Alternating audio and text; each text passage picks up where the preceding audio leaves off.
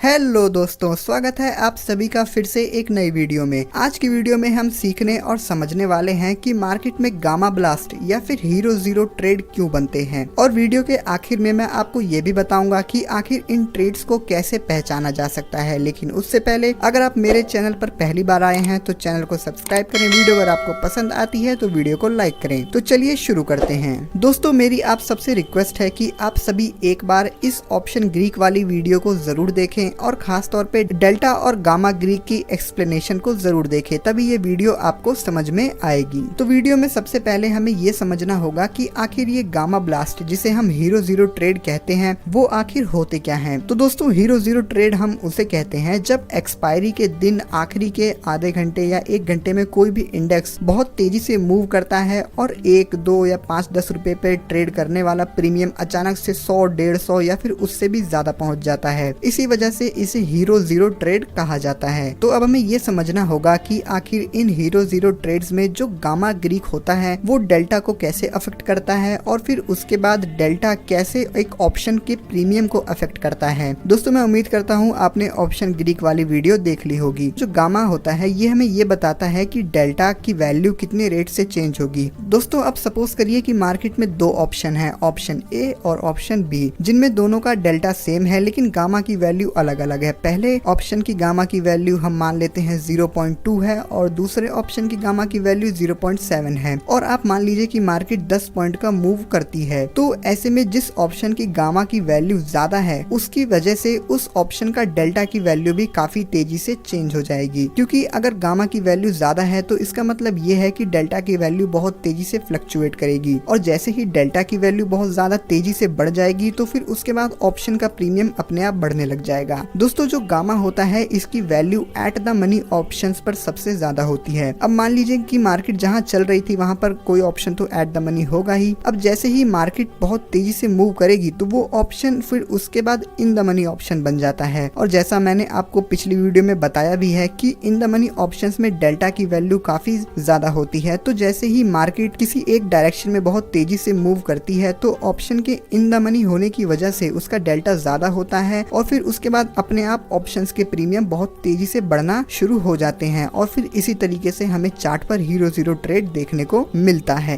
तो अब हमें ये समझना होगा कि आखिरी के कुछ मिनटों में या फिर आखिरी के आधे घंटे में ये इंडेक्स इतनी तेजी से मूव क्यों करते हैं। तो दोस्तों, इसकी सबसे सिंपल एक्सप्लेनेशन तो ये होती है कि जो ऑप्शन के सेलर्स होते हैं वो सभी अपनी पोजीशंस को एग्जिट करते हैं। क्योंकि एक्सपायरी का दिन होता है तो इस वजह से सभी को अपने प्रॉफिट बुक करने होते हैं और ऑप्शंस जीरो होने वाले होते हैं और इंडेक्स की इतनी बड़ी मूव आने में थोड़ा हाथ हम जैसे रिटेलर्स का भी होता है। अब कुछ गैम्बलर माइंडसेट के ट्रेडर्स होते हैं जो मार्केट में कुछ भी होने से पहले ही कॉल और पुट को खरीद लेते हैं इस उम्मीद में कि मार्केट में उन्हें हीरो जीरो ट्रेड मिल जाएगा। तो ऐसे माइंडसेट के जब बहुत सारे ट्रेडर्स मार्केट में एंट्री करते हैं तो उससे भी मार्केट में वॉल्यूम बन जाती है और मार्केट किसी एक तरफ कभी कभी मूव करती है। अब आखिर हम आते हैं अपनी वीडियो के सबसे इम्पोर्टेंट सेक्शन में कि आखिर गामा ब्लास्ट को कैच कैसे किया जाए, how to identify gamma blast. मैं आपको सच्चाई बता देना चाहूंगा कि जो हीरो जीरो ट्रेड होते हैं इन्हें पकड़ने का या फिर इन्हें आइडेंटिफाई करने का कोई भी ठोस और जेन्युइन तरीका नहीं होता है। यूट्यूब पर आपको जितने भी वीडियोस मिलते हैं वो सभी आपको एक फेक एक्सपेक्टेशन, एक फेक प्रोमिसेस देते हैं कि आप ये वाला इंडिकेटर लगा लो, आप ये वाली स्ट्रेटजी अपना लो, इससे आप हीरो जीरो ट्रेड को पकड़ लोगे, आपको बहुत ज्यादा प्रीमियम मिल जाएगा, ये वो दुनिया भर की बातें आपको बताते हैं। लेकिन दोस्तों, मैं आपको सच्चाई बता रहा हूँ कि इन हीरो जीरो ट्रेड्स को पकड़ने का कोई ठोस तरीका नहीं होता है, ये पूरी तरीके से लक पे डिपेंड करते हैं। तो अब हम ये समझते हैं कि आखिर ऐसा है क्यों। अब दोस्तों, यहाँ पर अगर आप थोड़ा सा भी कॉमन सेंस लगाएं तो आप इस बात को समझ सकते हैं कि ये जो गामा ब्लास्ट वाले ट्रेड होते हैं ये बहुत तेजी से मूव करते हैं। जैसे आपने देखा होगा कि मार्केट पूरे दिन साइडवेज चल रही होती है, छोटी छोटी कैंडल्स बनती हैं, लेकिन तभी अचानक से एक कैंडल बहुत बड़ी बन जाती है। अब आप एक बार यहाँ पे खुद से सवाल पूछो कि क्या आप इतनी बड़ी कैंडल पर अचानक से एंट्री ले सकते हो। ये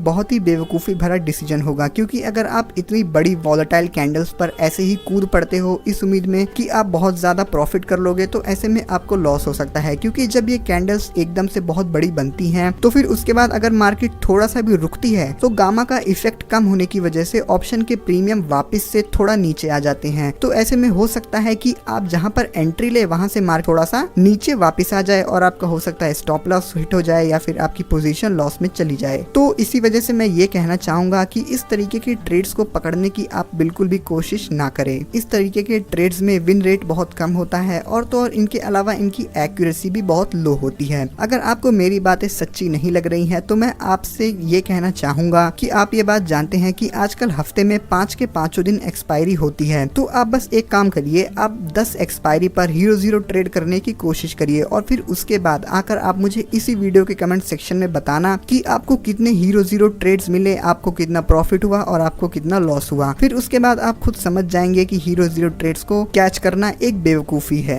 बस आज की वीडियो में मैं आप सबको इसी बात से अवेयर करना चाहता था कि आप सभी इस तरीके के गैम्बलिंग माइंडसेट वाले ट्रेड्स ना करें। तो बस आज की वीडियो इसीलिए थी। तो मैं उम्मीद करता हूं कि आपको मेरी ये वीडियो पसंद आई होगी। अगर वीडियो आपको पसंद आई है तो वीडियो को लाइक करें और अगर आप चैनल पर पहली बार आ रहे हैं तो चैनल को सब्सक्राइब करें। तब तक के लिए bye bye and take care.